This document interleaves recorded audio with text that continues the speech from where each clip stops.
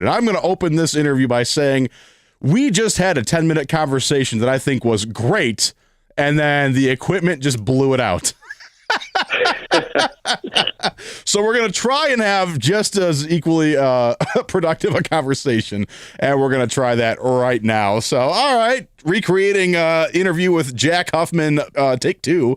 It's Al Beck talking to Jack Huffman, who is currently in the middle of a cross-country walk. Now, we did sit down and talk before you left to kind of get a little update on where you were, your last couple of preparations. But you're walking from Southern California to Georgia, and you are currently a little more than halfway across the country. Is that right? Yeah, that's right. I'm about 1,700 miles of a 2,700-mile trip. Which is so crazy because you are how many days into your walk now? This is day 51.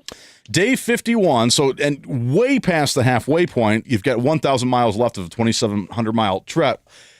And your goal was to do this in 100 days or less, and you're already halfway to that goal, but way past the halfway point on the map, which is amazing. Where are you geographically on the map? Where could we find you right now? Right now I'm north of Dallas. North of Dallas, you had a supply drop there, right? That's right. Meg hooks me up with a big supply drop with all kinds of protein bars and protein shakes. Yeah, let's start there. So you got protein bars, protein shakes. Like, what are you eating while you're out there? Because obviously, for the most part, you're walking, you're mobile. You don't have time to sit down at like a diner or something like that. Right now, I'm switching over back from my diet went kind of bad when I was coming through the desert. Okay.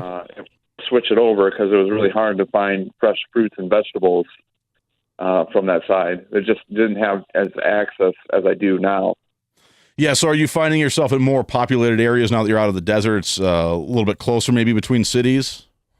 Yeah. Going through the deep desert, I had as much as, up to 120 and 150-mile runs between like where there might not even be a grocery store. Yeah. I ran to even one grocery about 6 miles of the Arizona desert until further notice. I talked to a few of the locals, and they pointed me out to a close-by restaurant that doubled as, a grocery store and a cafe. Oh, okay. And I was able to get some stuff there. And then in between there, you were just kind of on dry bars and stuff like that. Yeah, I had generous people driving by too. I'd have people stop by and they'd, give me water and food. I had one to give me a bunch of pizza and some homemade enchiladas. So you've been running into a lot of people though. So what have those interactions been like when they kind of come across you? Do you think that you're just a crazy guy, or how's the ice usually get broken? They usually think that I'm like some crazy road drifter to begin with. Yeah. And not too far from the truth, though. What I'm doing. Yeah. Their faces change quite quickly. And so some of them have offered you food. They've offered you water, which is great. Maybe people offer you a little bit of money here and there. Oh, yeah. I get all kinds of just everybody generous out here.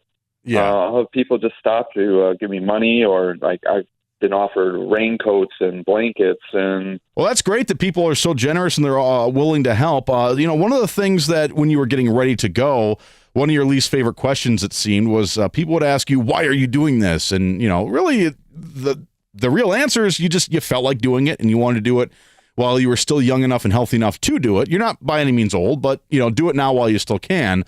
And some people have, are you doing this for a charity? Well, maybe not at the beginning, but you are actually helping some people out while you're doing this, raising some funds. You want to tell us a little bit about that campaign? It just kind of started that, I felt like there was no reason why I couldn't help some other people too. So sure, yeah. We started picking out some random GoFundMes that, we didn't know the people or anything. They didn't know that we're doing this, but we started just trying to, plug their GoFundMes and start see if we can't. These were people that really needed some help. Yeah. Yeah, and obviously your wife, Meg, is my sister, so you and I haven't really been talking, aside from maybe a comment here and there online, since you had left. But Meg and I are in consistent contact, and she's kind of running your home base. She's doing the website, and she was saying that a lot of the GoFundMes that you guys select have to do with people who have trouble walking themselves. So your Walk Across America is also you're walking for people who can't walk in a lot of ways. Yeah. which I think is just great. And obviously, we talked about your food. You're walking. You're doing a lot. You had your trusty companion, Sam, the cart, along the way. It looked like you had some trouble with the original model. Right.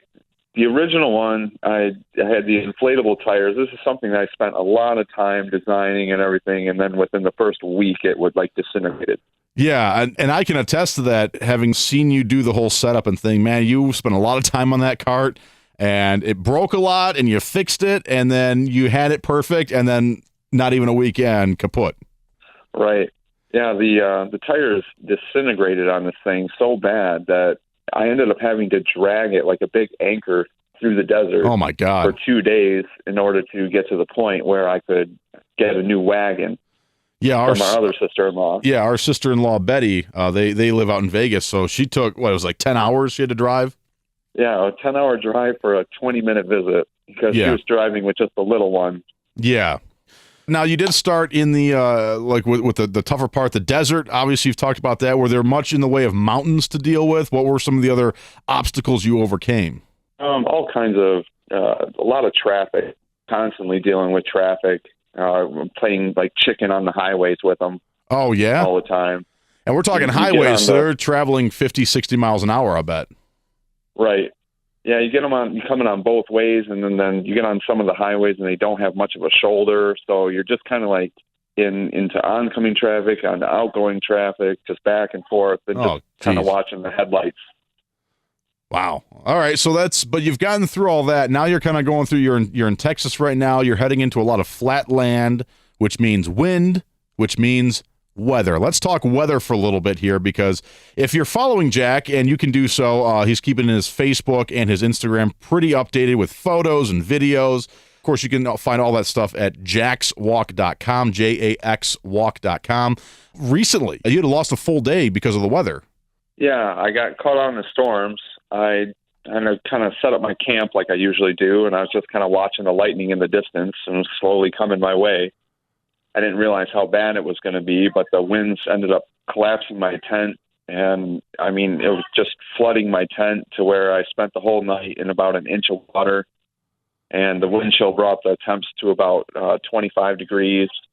So I woke up feeling kind of sick, and had to start swinging some Dayquil. Yeah, to get back. But did you lose an entire day to that? You posted your recap still, and your watch or whatever had logged something like 300 steps, which is nothing. That's like going to the bathroom and back. So you crossed that out and wrote in 0.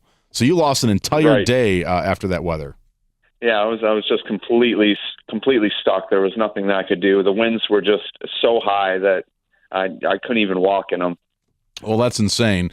Glad you made it through that. Since I did mention it just now, and yes, this is the second time we were doing this interview, something I did not ask you last time, and I think it'll make up for the lost interview, is one of the big questions was, when you go, where do you go? How's that bucket holding up? It's all right. I'm kind of like a cat. Yeah. Like a cat in the desert. I got my big sandbox. Yep. Oh. I do like the long before you answer about the bucket. It's all right. Yeah, it's a bucket. It's okay. Well, the funny thing, it's given me a weird confidence level. Yeah. I get out to the plains, and there's nowhere to hide. There's no bushes. There's no anything. And I find myself sitting on a bucket just waving at the people to drive by on the highway. Oh, what a thing to see. They didn't think you were crazy before. Semis blow their horns, and I just wave. Hi. Good morning. Yeah. Come on, I know you got a bottle in there. Yeah, that's right. Yeah. I thought you had an Insta tent for that anyway. Yeah, but it's just too much. Can't be bothered. Yeah, if I don't want to be bothered, I'd space away from the highway. Sure, right. All right, so you did lose a full day to weather. What about I know you had some shin splints. Your feet have got to be pretty beat up. Do you take any time to rest? Just I take a few hours every night just to sleep. Yeah, I kind of sleep those couple cold hours, but other than that, I just keep going. Well, that's crazy, man. I try to constantly keep the train rolling. And we were looking at some of your step counts. You know, you had to average about 25 miles per day to make it 100 days or less. And you were doing that right away, and then you started putting up 40-mile days, 50-mile days. I thought you might slow down, Jack, but you're not at all. Right. My high day right now is 65. That's the day to beat. 65 is the high day, and you're going to continuously try to meet that. And I know I mentioned this the last time we did this when you were in studio with me, but I remember 30th birthday, you were going to walk 30 miles, and you couldn't do it. It was just too much. And here you are putting up 65. That's and I think I'm going to do even better too. I did that 65, and I lost an hour on the time change from the time zone, so it was only 23 hours. Wow! So I think I'll be able to beat that here, and especially coming into the flatlands too. I'm going to find a good day and put up a 70, I think. Yeah, straight away and maybe a little bit downhill. You'll put up a 70 for sure. Yeah.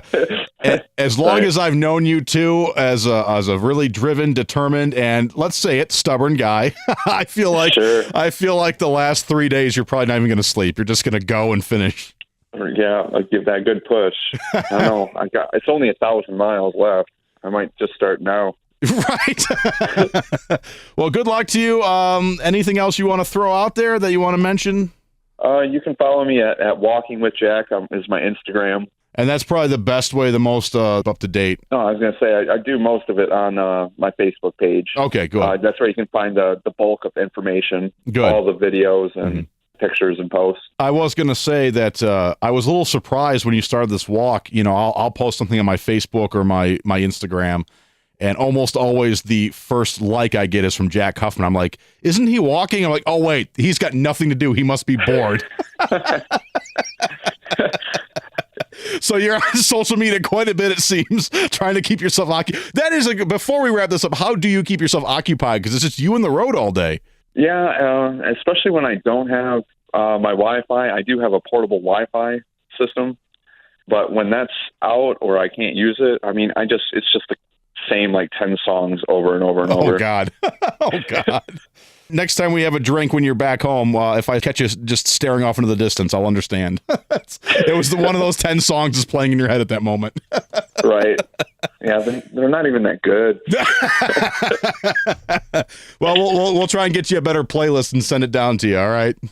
All right, sounds good. Awesome. All right, well, thanks again. And one final time, Jack Huffman walking across America from Southern California to Georgia, 1,700 miles into a 2,700-mile journey. Follow the entire story. Support him. Support the others that he is supporting. Go to jaxwalk.com, JAX walk.com. Thanks a lot, Jack. Thank you, Al. I'll talk to you later, buddy.